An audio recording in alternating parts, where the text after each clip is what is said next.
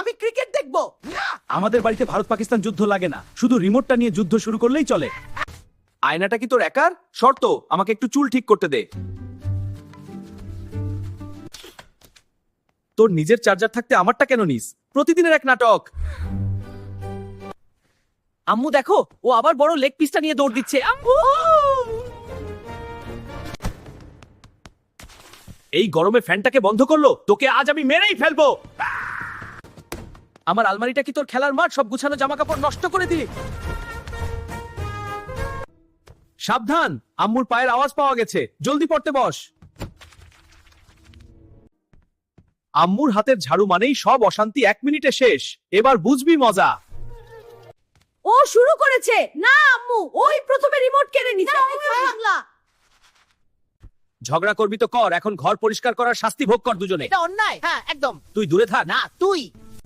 আমাদের কপালে আজ খারাপই আছে। জিরাফ মামা হাসছে, হাসো মা হাসো। এবার শুধরে নাও। কান্না করিস না ছোটু, এই নে চকলেট খা। তুই কাঁদলে আমারও খারাপ লাগে।